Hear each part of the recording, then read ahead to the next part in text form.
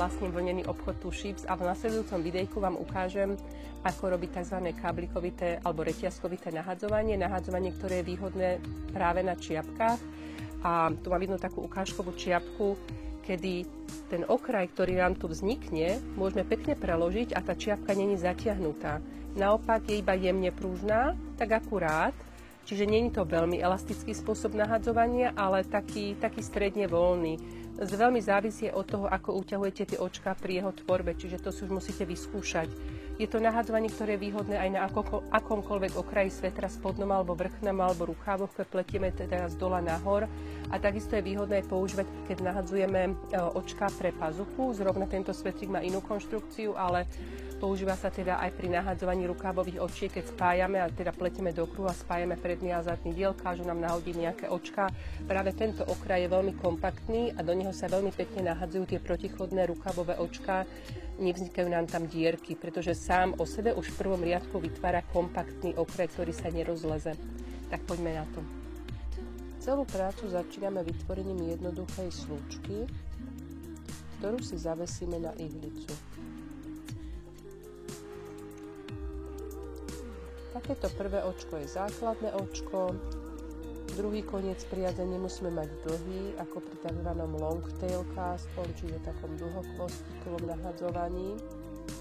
Tuto nemusíme odhadovať množstvo priadze, ktoré si máme rozmerať, ideme rovno pliesť a rozpletať.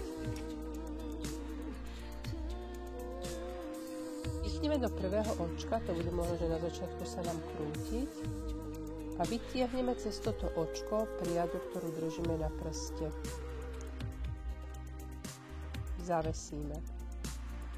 A teraz ideme postupne už iba pomedzi tieto dve očka vzniknuté, pomedzi ne, ideme pichať vždycky a vyťahovať priadu.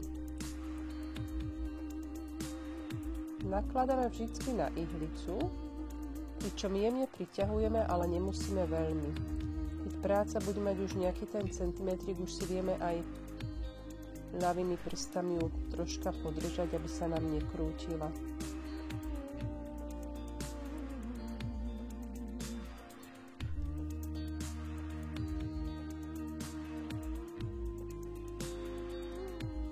Stačí, keď to budeme doťahovať približne na hrúbku ihlice, ktorú dozadu picháme. Viac moc nemusíme, ale ono sa nám to tak jemne asi ešte pritiahne. To práve miesto, ktoré potrebujeme na to, aby sme sem pichli a priadu naložili sem. Takisto môžeme použiť háčik. Používame háčik nie moc veľký. Ja teraz pletiem na 6 ihliciach, ale použijem háčik 3. Pichnem pomedzi, zoberiem priadu a naložím sem. Dávam si teraz pozor, tým, že háčik tenší, aby som ju opäť veľmi nedoťahovala. Je to nahadzovanie, ktoré je možno, že aj také jednoduchšie a príjemnejšie. Čiže ak máte menší háčik ako ihlice, ktoré používate, vrelo odporúčam.